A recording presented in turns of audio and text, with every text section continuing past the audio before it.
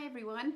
I hope you're all doing well, and I was going to say it looks like spring has sprung, but actually yesterday just poured and poured with rain, so it wasn't quite as exciting as I thought it was going to be. However, things are looking brighter today. Anyway, I've called today's talk What God Didn't Do, because do you know what, have you ever thought, do you ever think, if only God had done it maybe this way, then that wouldn't have happened? Or I wonder why God never did it that way, or why didn't God do that? But maybe we could look at it a different way and say, maybe we could say, I am so glad God stopped me from doing that because then this happened, or I see why that happened because then I was able to do this. And sometimes it's giving God the thanks for the things that haven't worked out as you thought they would. But nonetheless, God has got a plan. And in Isaiah 55, 8-9, it says, "For my thoughts are not your thoughts, neither are your ways my ways, declares the Lord. As the heavens are higher than the earth, so are my ways higher than your ways, and my thoughts higher than your thoughts." And it's so true, isn't it? Because God has a plan for us, and He's working it out. And sometimes He might have to say, "No, stop. It can't be this time," or "Sorry, you're going to have to delay it." Or actually, I don't even think He says sorry. I think He says, "No, I know better. Let's delay it," and that sort of thing. And so I thought I'd share a few things that God's done in our life that's been delayed. And well, I was so disappointed at the time, but when I look back, I think, oh, thank goodness you did that, Lord. And I was thinking, one of the things that came to mind was way back in when Kevin went to Vicarage, and we all had to move house to Cambridge from Kent, and so I just had Lawrence. It was in the April, and then we were thinking of going in the September. But then suddenly it was all delayed, and we couldn't go. And I was so devastated, so disappointed. And I think we told all our friends, yeah, we're going in September, it's going to be great, you know, bye. And then God put a stop on it completely and said, no, sorry, no, you can't go this year. This year is not a good time to go. And I just couldn't understand it. And so we were really very disappointed, and had a few weeks of and all that moaning that goes on, you know, when you're not getting your own way. But you know what? The thing is that God just had a plan, because eventually, apart from the fact I just had Lawrence and I was pretty tired and actually needed probably another year to just actually, spend some time with Lawrence and get him into a routine, etc.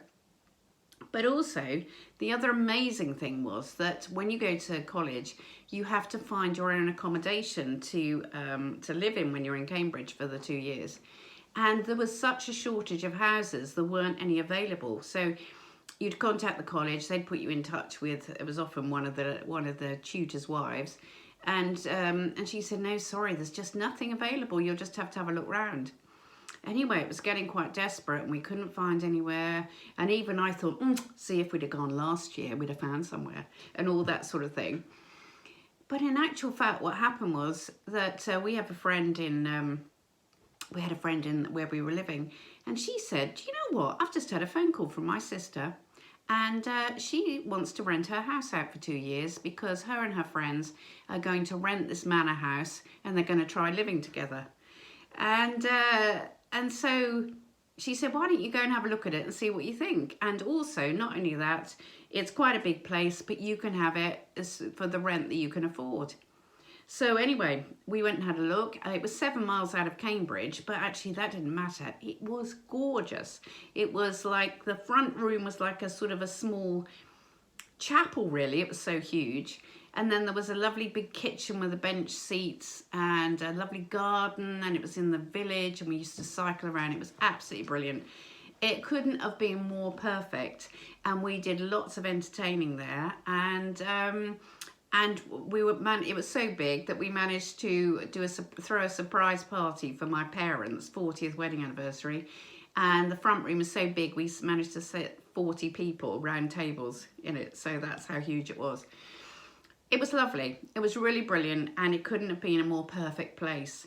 But if we'd have gone the year before, that place wouldn't have been available, would it? And there was just something about this place. It was really very special.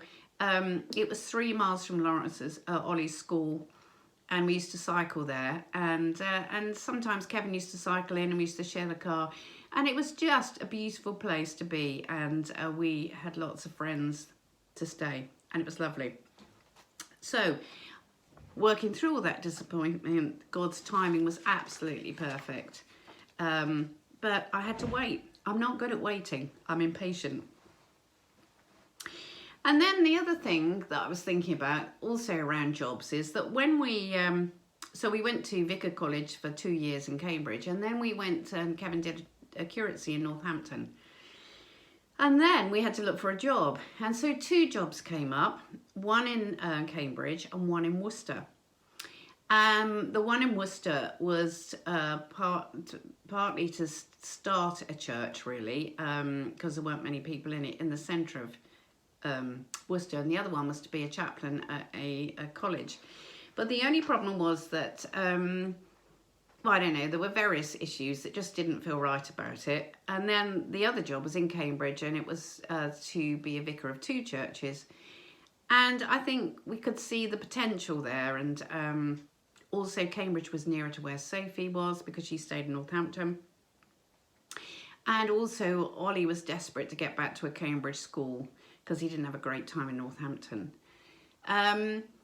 So I think in the end we prayed and we said, Lord, what are you saying? What are you saying? And I think, I don't know, do you think God gives us the choice? I'm not sure on that one, but we made the choice to stay in Cambridge.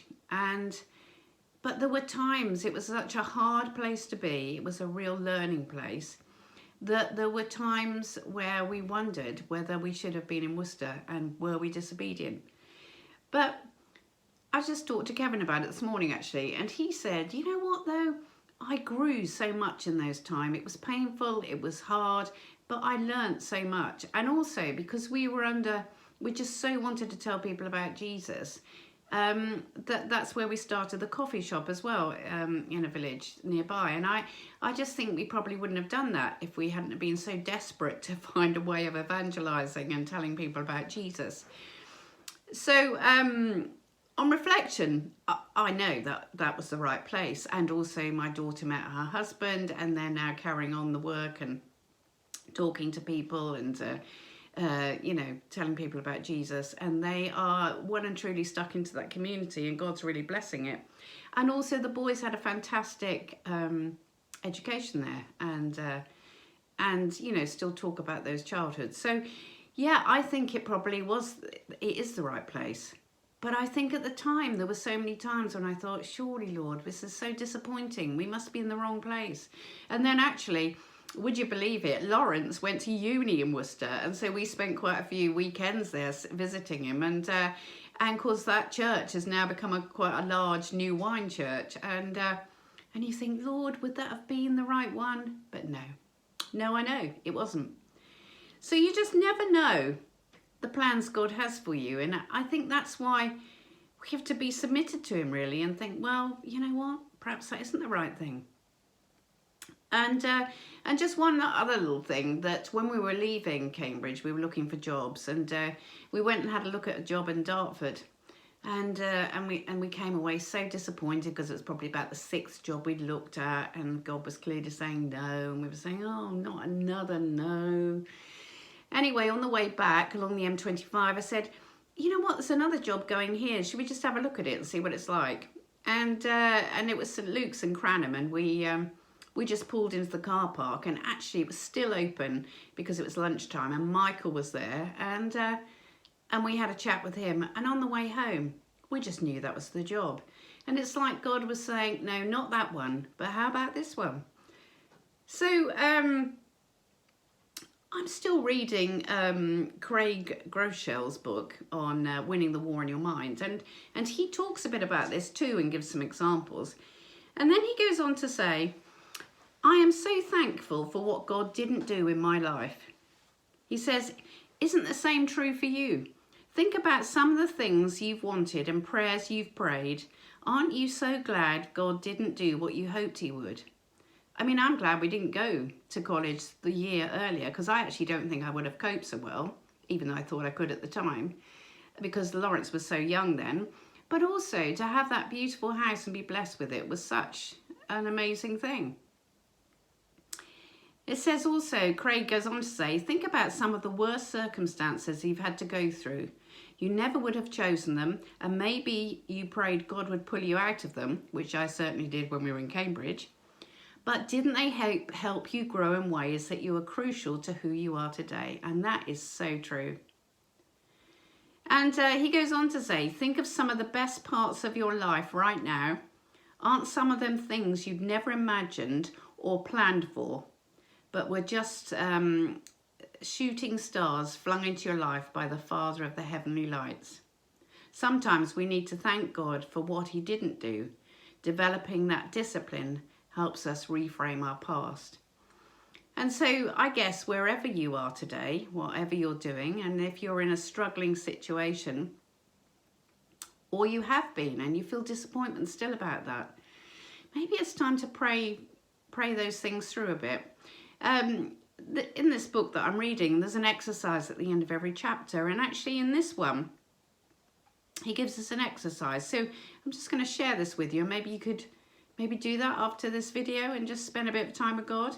So he says, think back through your life on your past hopes, dreams, desires, and relationships. Think through some of the what ifs in a positive, good way. See if you can come up with situations, much like the two personal examples I gave you. Well, I gave you a couple as well, from your life in which God didn't answer your prayer or allow your dreams to come true. See these situations through the filter that he knew all along what was best for you, because he did. This can be an amazing and an eye-opening glimpse into the deep love your Heavenly Father has for you. And it will build our relationship with him more and more as we learn that he so loves us, he wants what's best for us, and sometimes he needs to stop us in our tracks because he's got a better way. I'm just going to pray, and then how about you doing that exercise? I think it would be really good. It certainly was for me. So Holy Spirit, I just ask that you would just go before each one of us as we look at those past disappointments in our life where it looked like things didn't work out the way we'd hoped. And Lord, I just ask that you would show us the way we should see things, the way that you had your hand on that whole situation, the way that you turned things around the way you had them planned. Lord, I thank you that you have your hand on each of our lives and you have those plans that you're working in all the time. And I thank you for that, Lord. And I thank you that you give us a hope for that, for our lives, each of us. Just be with us this week in Jesus' name. Amen. Okay, go to it. Bye.